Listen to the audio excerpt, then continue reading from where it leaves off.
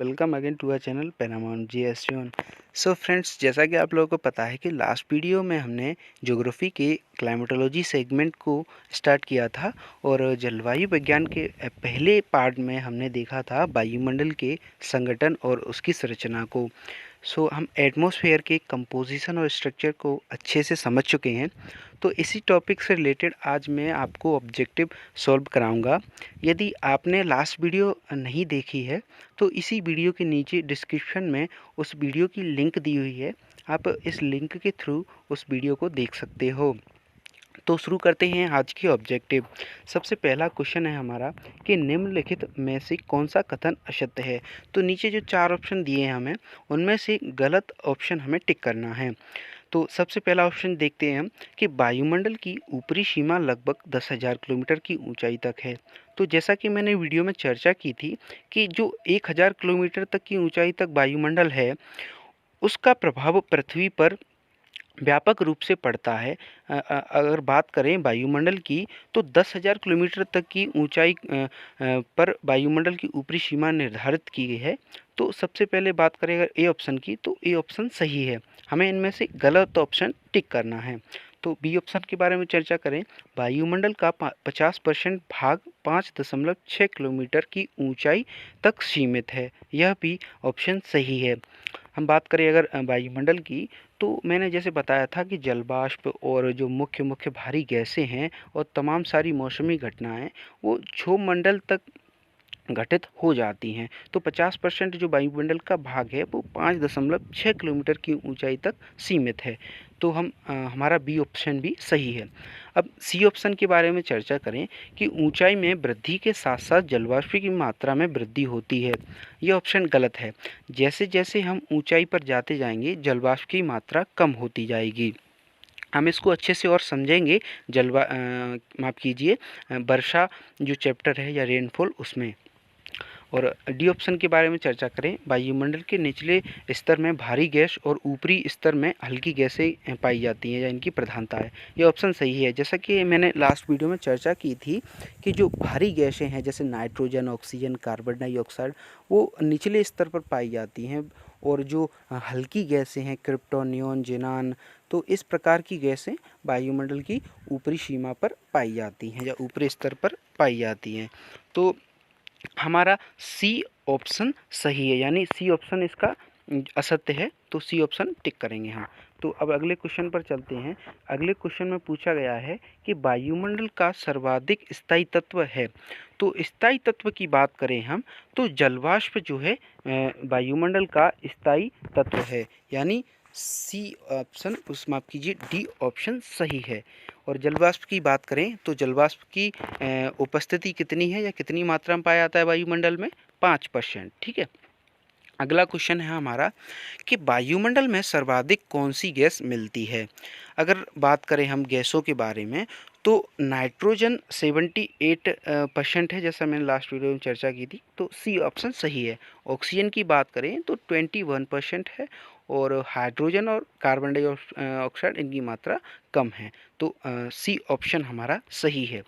अब अगले क्वेश्चन के बारे में चर्चा करें, तो अगला क्वेश्चन है वायुमंडल में सर्वाधिक मात्रा में विद्यमान अक्रिय गैस कौन सी है। तो अक्रिय गैस की बात करें तो आर्गन जो है सर्वाधिक मात्रा में पाई जाने वाली अक्रिय गैस है। तो ए ऑप्शन सही है हमारा।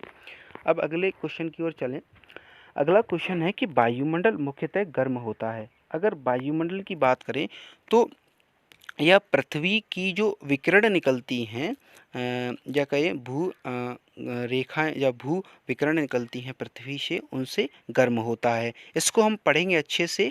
सूर्य तप का जो चैप्टर है अगला कुछ ही पार्ट में आएगा, तो उसमें अच्छे से समझेंगे कि वायुमंडल के गर्म होने का मुख्य कारण क्या है और पृथ्वी का गर्म होने का कारण क्या है। तो इन सब के बारे में हम अच्छे से चर्चा करेंगे जो अगली वीडियोस आएंगी उनमें। ठीक है।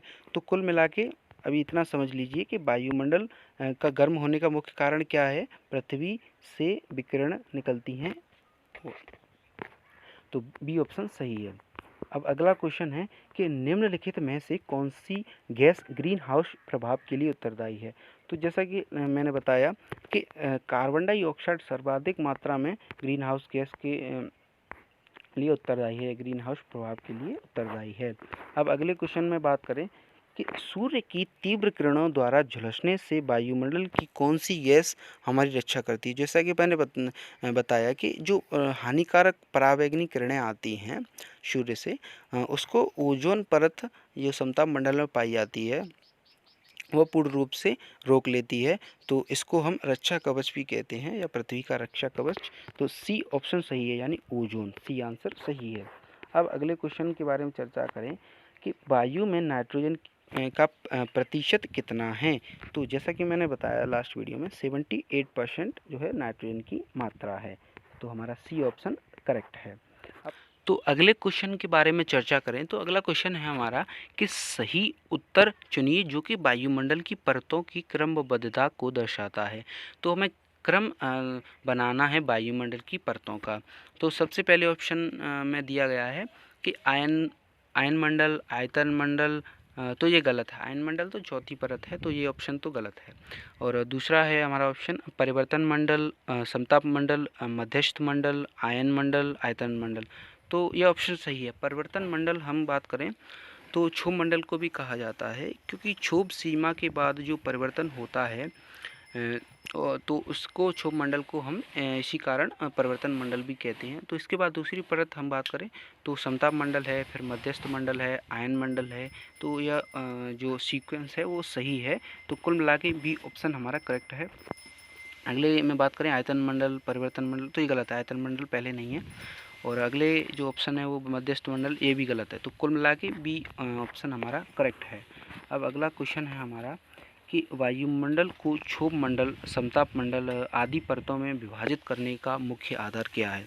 तो जैसा मैंने लास्ट वीडियो में चर्चा की थी, जो मंडल है हमारी, जो परतें विभाजित की गई हैं, उनका मुख्य आधार क्या है, तापमान। तापमान के आधार पर ही इन परतों का डिवीज़न किया गया है। तो ई ऑप्शन बिल्कुल करेक्ट है। अब अगले क्वेश्चन के बारे में चर्चा करें तो अगला क्वेश्चन है निम्नलिखित में से किस मंडल को संवहन मंडल भी कहा जाता है। तो जैसा कि मैंने बताया लास्ट वीडियो में, जो पृथ्वी से संबंध धाराएं उठती हैं जो कि वर्षा आदि के लिए उत्तरदायी हैं, तो हम बात करें तो क्षोभ मंडल को ही कहा जाता है, जो कि पहली ही परत में पाया जाता है। तो ए जो ऑप्शन है वो करेक्ट है, क्षोभ मंडल। ठीक है। अब अगले क्वेश्चन पे चले हम, किस ऋतु में क्षोभ मंडल की ऊंचाई में वृद्धि हो जाती है। अगर हम बात करें तो ग्रीष्म ऋतु में, यानी जितनी ग्रीष्म ऋतु में सूर्य की लंबवत किरणें पड़ती हैं पृथ्वी पर, जिसके कारण संबंध धाराएं काफ़ी ऊंचाई तक उठती हैं, तो इस कारण क्षोभ मंडल की ऊंचाई में भी वृद्धि होती है। तो हम बात करें तो ग्रीष्म ऋतु यानी सी ऑप्शन करेक्ट है।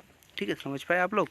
अब अगले क्वेश्चन में चर्चा करें तो क्षोभ मंडल में तापमान की सामान्य ह्रास की 1 डिग्री सेल्सियस प्रत्येक, हाँ जी, सामान्य ह्रास दर या नॉर्मल लेप्स रेट को मैंने आप लोगों को बताया था लास्ट वीडियो में कि 165 किलोमीटर या 166 मीटर ऊंचाई पर जाएंगे, उतना ही 1 डिग्री सेल्सियस कम होता जाएगा, जिसे हम क्या कहते हैं, नॉर्मल लेप्स रेट, यानी सामान्य ह्रास दर।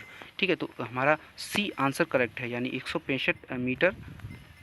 अब अगले क्वेश्चन की बात करें हम तो अगला क्वेश्चन है क्षोभ मंडल वायुमंडल का सबसे तप्त परत है। तो जैसा मैंने लास्ट क्वेश्चन जो हमारा आया था उसमें बताया था कि जो वायुमंडल है वो मुख्य रूप से पृथ्वी से जो विकिरण निकलती हैं उनसे ही गर्म होता है। तो हम बात करें तो यह सूर्य के निकटतम है, ये तो गलत है। क्षोभ मंडल सूर्य के निकटतम नहीं है। और अगला ऑप्शन है इसमें आवेशित कण है, नहीं, इसमें आवेशित कण नहीं है। आवेशित कण की बात करें तो आयन मंडल में है ऋणावेशित और धनावेशित कण, यह ऑप्शन भी गलत है। तो सी ऑप्शन सही है हमारा, यह पृथ्वी के पृष्ठ से तप्त हो जाती है। तो सी ऑप्शन बिल्कुल करेक्ट है, सी ऑप्शन हमारा सही है।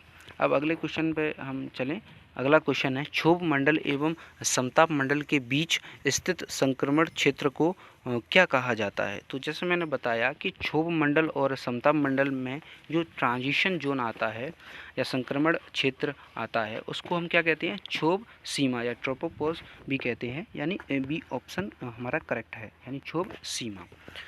ठीक है, अब अगले क्वेश्चन पे चले हम। अगला क्वेश्चन है कि पृथ्वी के वायु मंडल का सर्वाधिक घनत्व पर होता है। अगर हम बात करें तो जो पृथ्वी का सर्वाधिक घनत्व है वो क्षोभ मंडल में पाया जाता है, क्योंकि इसमें ही तमाम सारी, जैसे मैंने बताया कि जो मौसमी घटनाएं हैं और जलवाष्प है, भारी गैसें हैं, उन सब की मात्रा पाई जाती है। तो इसी कारण यह सर्वाधिक घनत्व वाला मंडल है।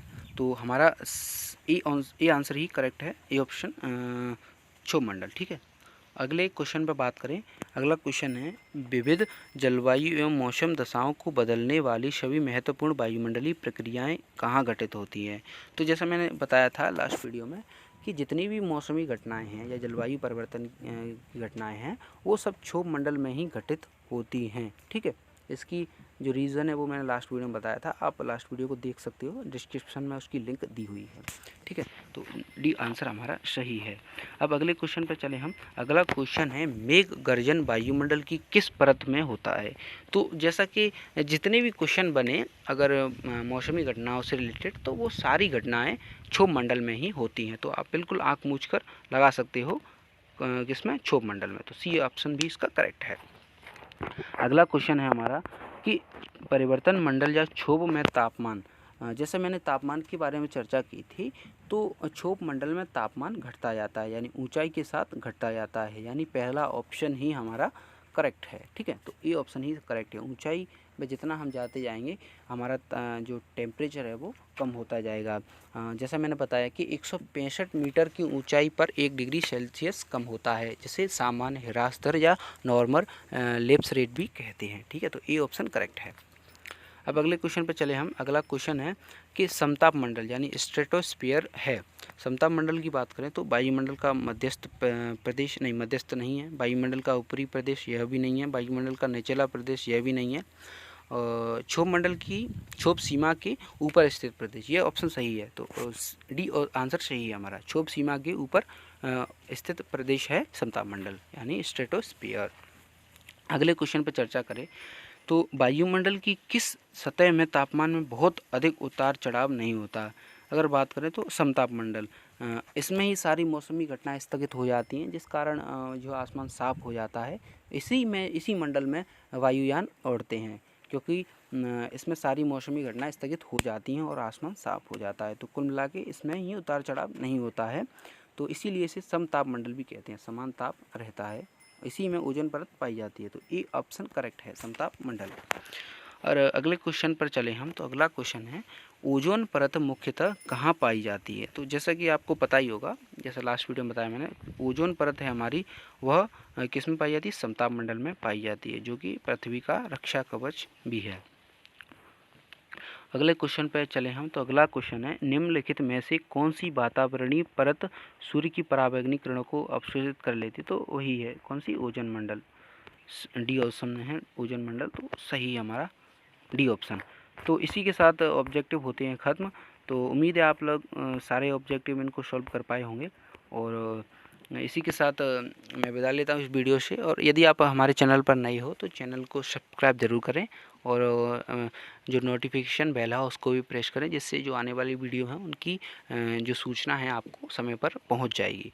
तो इसी के साथ मैं लेता हूं आपसे विदा। धन्यवाद।